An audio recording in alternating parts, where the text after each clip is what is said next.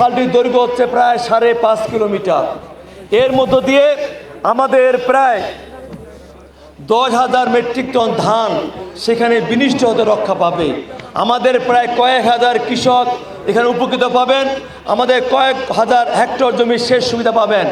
এছাড়াও এই যে আমরা খালটি খনন করব, দুই পাশে আমরা বৃক্ষরোপণ করে আমরা সবুজায়নের দিয়ে এগিয়ে যাব। কারণ আমাদের উত্তরাঞ্চলে একটা মানুষের স্বাভাবিক নিঃশ্বাস নেওয়ার জন্য 72 ঘন্টা ময়েশ্চার লক সমৃদ্ধ লিলি বডি ওয়াশ শিয়া বাটারের গুডনেস স্কিন রিপেয়ার করে রাখে সফট ও গ্লোয়িং।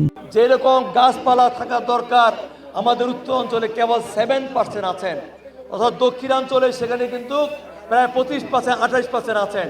সেই ক্ষেত্রে আমাদের এই উত্তরাঞ্চলে সবুজায়ন করা অত্যন্ত জরুরি। এই জন্য মাননীয় প্রধানমন্ত্রী বলেছেন, আমরা সরকার গঠন করলে আমরা 5 বছরে 25 কোটি বৃক্ষরোপণ করব, সেটাও আমরা এখান থেকে শুরু করলাম।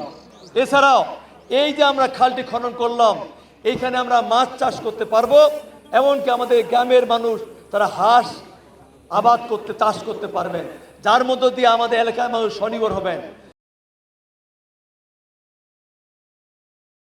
72 ঘন্টা ময়েশ্চার লক সমৃদ্ধ লিলি বডি ওয়াশ শিয়া বাটারের গুডনেস স্কিন রিপেয়ার করে রাখে সফট ও গ্লোয়িং।